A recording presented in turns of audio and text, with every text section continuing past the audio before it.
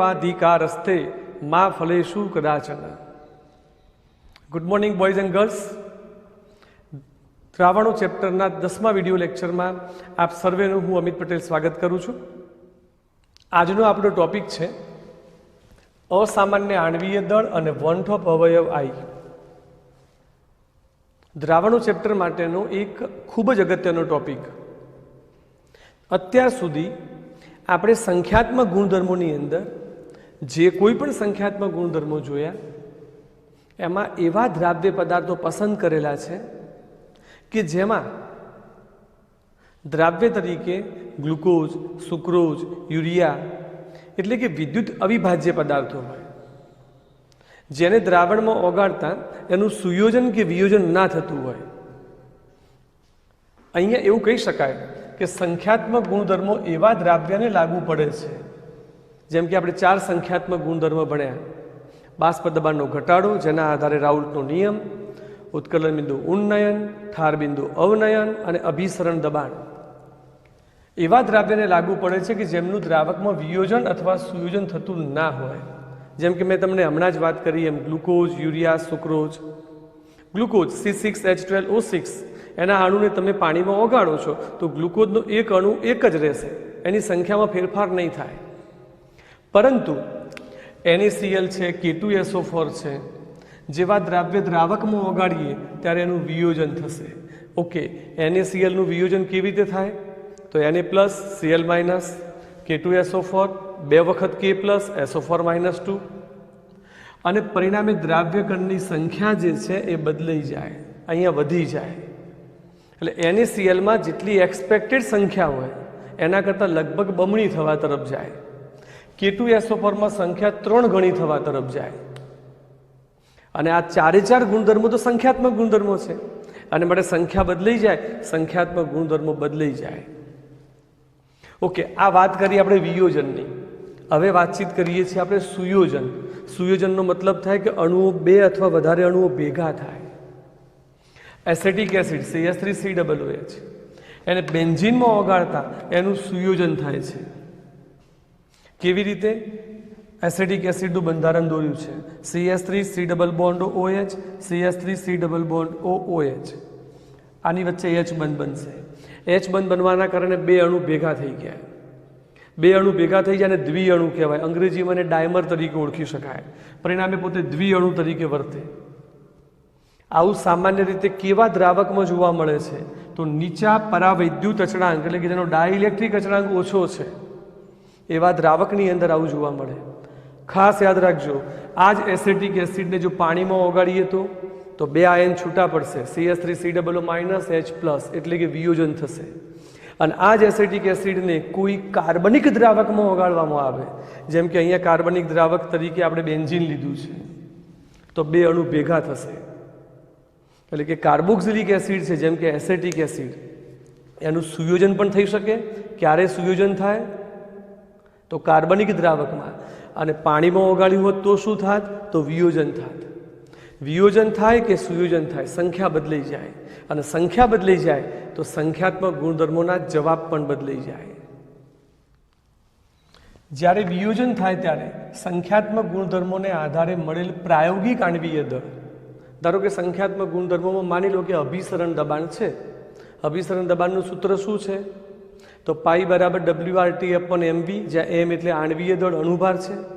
તો એ જે અણુભાર આપણે શોધીએ એ આણ્વીય દળ તેના સાચા મૂલ્ય, સાચા એટલે સૈદ્ધાંતિક મૂલ્ય કરતાં ઓછું મળે. કેમ ઓછું મળે?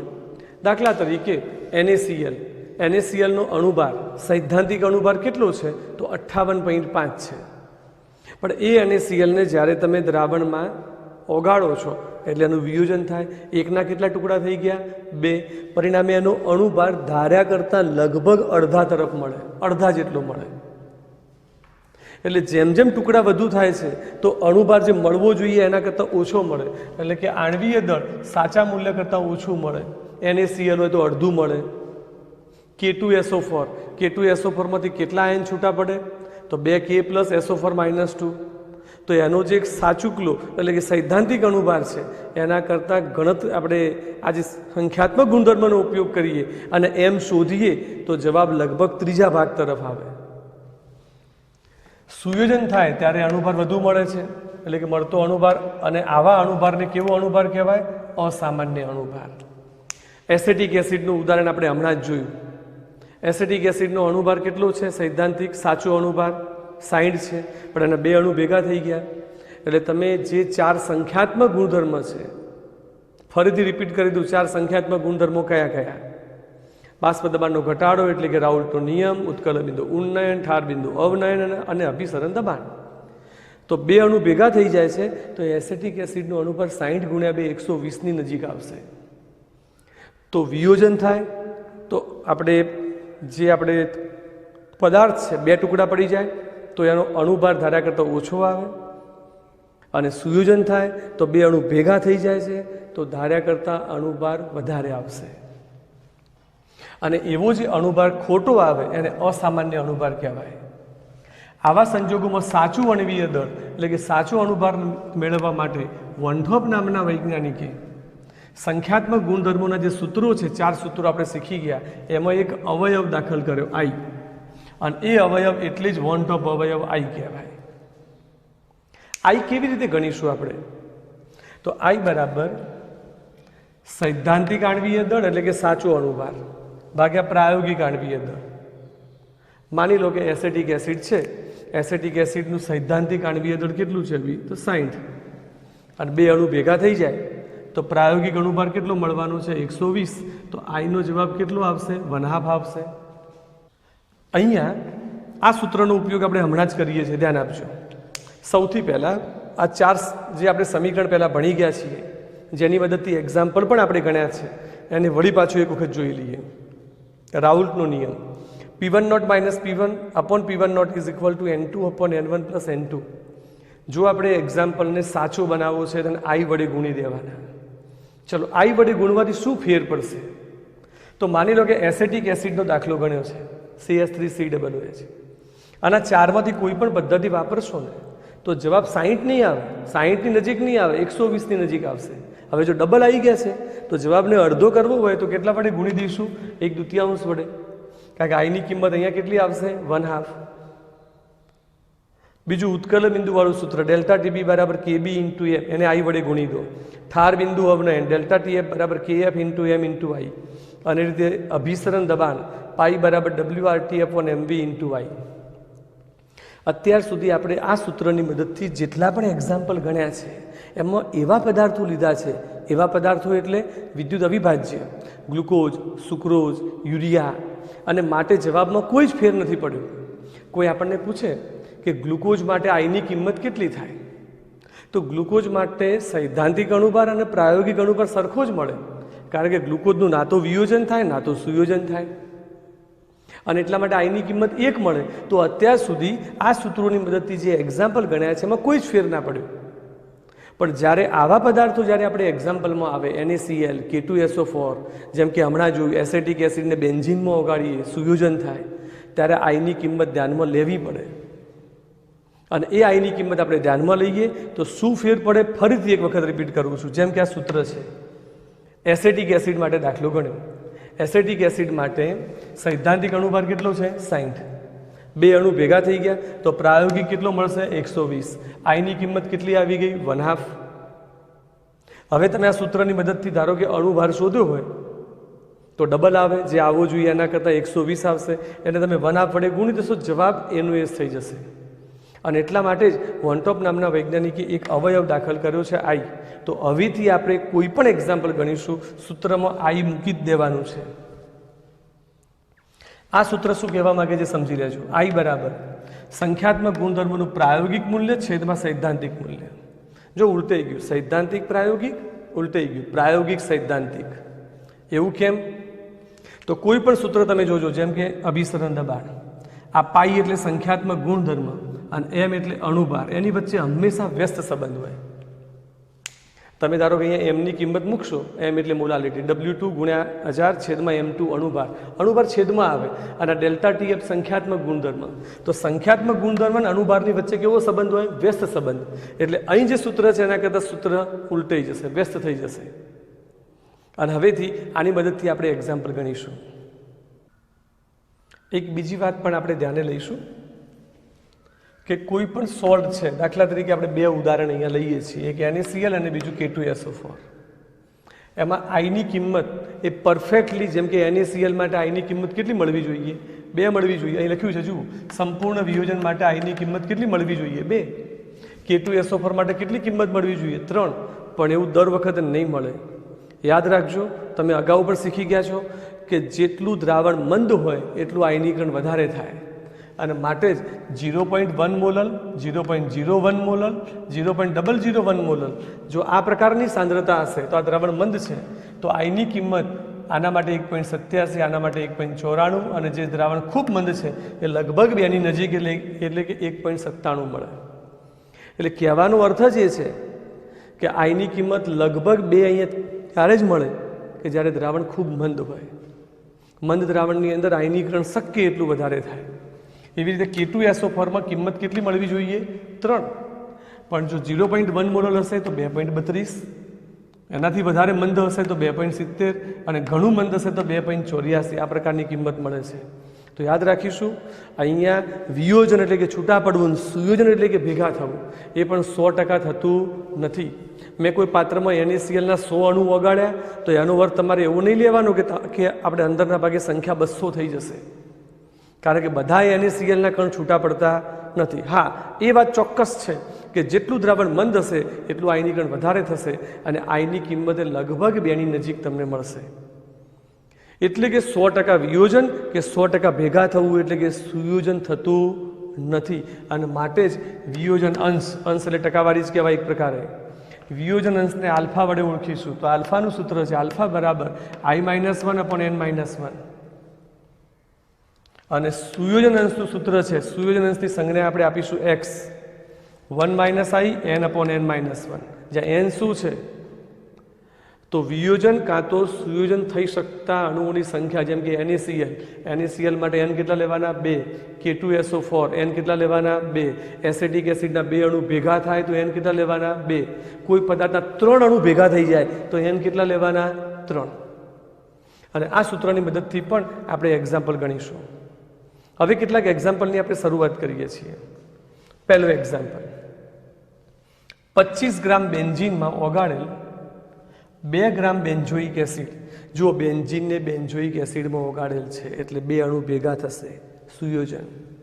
બેન્ઝોઇક એસિડ ઠાર બિંદુમાં અવનયન, ઠાર બિંદુનો ઘટાડો 1.62 કેલ્વિન. બેન્ઝીન માટે KFની કિંમત 4.9. જો એસિડ દ્રાવણમાં દ્વિઅણુ, આપણે વાત કરી 2 અણુ ભેગા થાય તો કેટલા ટકા સુયોજન થયું હશે? બધા અણુ ભેગા નહીં થઈ જાય, કેટલા ટકા થયું હશે? તો પહેલું તો ઠાર બિંદુ અવનયનનું સૂત્ર આપણે વિચારી જોઈએ. ડેલ્ટા TF બરાબર KF × M × Y. Delta TF આપેલા છે 1.62, KFની વેલ્યુ પણ છે. M એટલે મોલાલિટી, મોલાલિટી એ જ સાંદ્રતા. W મોલાલિટીનો આટલો ભાગ તમે ધ્યાનથી જોજો ભાઈ. W એટલે 2 ગ્રામ ઓગાળ્યું છે, 2 ગ્રામ ગુણ્યા 1000. બેન્ઝોઇક એસિડનો અણુભાર 122, 25 ગ્રામમાં ઓગાળ્યું છે. આ જ મોલાલિટી એટલે કે સાંદ્રતા × I. તો મને આઈનો જવાબ મળી જશે 0.504. અહીં 2 અણુ ભેગા થાય છે, સુયોજનની વાત છે, તો સુયોજન અંશ એક્સનું સૂત્ર મૂકી દઉં. x બરાબર 1 - I/n/n-1. એક્સ મારે શોધવું છે, આઈની કિંમત 0.504. ઓકે, n કેટલા મૂકીશું? તો હમણાં જ વાત કરી, 2 અણુ ભેગા થશે તો n બરાબર કેટલા આવશે? 2. એટલે અહીંયા 2 આવશે, અહીં 2 માંથી 1 જાય એટલે 1 આવશે. જવાબ આવશે x બરાબર 0.9916. જો મારે પર્સન્ટેજ કરવા છે, અંશ ઉપરથી ટકા કરવા છે, તો 100 વડે ગુણવા પડે, માટે 99.16% સુયોજન થયેલું હશે. નેક્સ્ટ, કોયડો 2.3. 1.06 ગ્રામ પ્રતિ મિલી ઘનતા ધરાવતા 0.6 મિલી એસિટિક એસિડને 1 લીટર પાણીમાં ઓગાળતા ઠાર બિંદુમાં ઘટાડો 0.0205 ડિગ્રી સેલ્સિયસ મળે છે. વન ટોપ અવયવ શોધવો છે અને વિયોજન અચળાંક શોધવો છે. એસિડનો વિયોજન અચળાંક Ka કહેવાય, અને KFની વેલ્યુ આપેલી છે 1.86. સૌથી પહેલું આપણને ઘનતા આપેલી છે, તો એસિડિક એસિડ માટે ઘનતા બરાબર દળ ભાગ્યા કદ. ઘનતા 1.0 છે, દળ શોધવું છે, અને કદ 0.6 મિલી આપેલું છે. દળ મને મળી ગયું ગ્રામની અંદર 0.636 ગ્રામ. મને એસિટિક એસિડનું દળ મળી ગયું છે. હવે આપણું સૂત્ર ઠાર બિંદુનો ઘટાડો છે એટલે ડેલ્ટા ટીએફ બરાબર KF into M into I. Delta TF ઠાર બિંદુમાં અવનયન ઇન્ટુ કેએફ, એમનું સૂત્ર મૂક્યું W2 ગુણ્યા 1000 M2 અને દ્રાવકનું દળ W1 into I. Delta TF કેટલું આપેલું છે 0.0205, કેએફની કિંમત ભાઈ 1.86, W2 આપણે હમણાં જ ગણ્યું 0.636 ગુણ્યા 1000, M2 તો એસિટિક એસિડ છે અણુભાર 60, W1 તો 1 લીટર પાણી એટલે લગભગ 1 કિલોગ્રામ એટલે 1000 ગ્રામ ઇન્ટુ આઈ. તો આઈનો જવાબ મને મળ્યો 1.04. તો પહેલો જવાબ મને મળી ગયો છે ભાઈ વન ટોપ અવયવ. હવે મારે વિયોજન અચળાંક ગણવો છે. તો વિયોજન અચળાંક ગણવા માટે એસિટિક એસિડ CH3COO- H+, આપણે સંતુલનવાળા ચેપ્ટરમાં આવું કરતા હતા, યાદ કરજો. શરૂઆતના મોલ 1, શરૂઆતમાં નિપજ ના હોય ડેશ, આલ્ફા જેટલું આયનીકરણ થાય છે, યાદ કરો. તો 1 - આલ્ફા આલ્ફા આલ્ફા અને સાંદ્રતા વડે ગુણી દઈએ તો સંતુલન એ સાંદ્રતા into C into C into C. તો મારે અહીં આલ્ફાની જરૂર પડશે અને એટલા માટે મેં આલ્ફા અહીં ગણેલા છે. આઈ ઉપરથી વિયોજન થાય છે. એસિટિક એસિડને સામો ઓગાળ્યું છે પાણીમાં. અગાઉ પણ આપણે વાત કરી હતી, એસિટિક એસિડને કોઈ કાર્બનિક દ્રાવકમાં ઓગાળ્યું હોત તો બે અણુ ભેગા થાત, પણ પાણીમાં છે વિયોજન થશે. એટલે વિયોજન અંશ આલ્ફા બરાબર I-1/n-1. આઈની કિંમત અહીંયા છે. એસિટિક એસિડ એન કેટલા લેવાના 2. કેમ 2 લેવાના? એસિટિક એસિડમાંથી 2 ઘટક છૂટા પડે CH3COO- H+. તો આલ્ફાની કિંમત મને 0.04 મળી જાય. ચલો આના ઉપરથી કેએનું સૂત્ર શું થાય બી? તો કે બરાબર આ બંને અંશમાં આવશે ને ક્યાં આવશે? છેદમાં. એમાં એક વખતે સી ઉડી જાય તો તમે આ શીખેલા છો. K is equal to α² C/1 - alpha. આલ્ફાની કિંમત 0.04. આ સીની કિંમત ક્યાંથી લાયા? તો સી એટલે બીજું કશું જ નહીં, આટલી કિંમત. ધ્યાન આપજો ખાસ. સી એટલે આટલી કિંમત. આ સી એટલે મોલાલિટી, સાંદ્રતા છે. અને તમે આટલાનો ગુણાકાર ભાગાકાર કરશો મોલાલિટીનો તો તમને 0.0106 મળશે. ખાસ અગત્યની વાત, સી એટલે સાંદ્રતા, મોલાલિટી એ આટલો ભાગ છે. અને છેદમાં 1 - આલ્ફા કિંમત મૂકીશું તો કે નો જવાબ મને મળશે 1.77 × 10⁵. આજે આપણે આનો એક અગત્યનો ટોપિક આપણે ભણ્યા કે જેની અંદર અસામાન્ય અણુભાર, વન ટોપ અવયવનો ઉપયોગ ક્યારે કરવો, જો કોઈ પણ પદાર્થ વિદ્યુત અવિભાજ્ય છે, યુરિયા, ગ્લુકોઝ, સુક્રોઝ, તો એવા સંજોગોમાં તમારે આઈની કિંમત કેટલી મૂકી દેવાની? 1. હવેથી આપણે એક્ઝામ્પલ ગણતી વખતે બધા સૂત્રોમાં આઈ તો મૂકીશું જ. જો આઈની કિંમત 1 આવતી હોય તો માત્ર 1 મૂકી દઈશું. હવેના આના પછીના વિડીયો લેક્ચરમાં કેટલાક NCERTના જે એક્ઝામ્પલ આપણને આપેલા છે એ એક્ઝામ્પલ આપણે ગણવાનો પ્રયત્ન કરીશું. Thank you very much.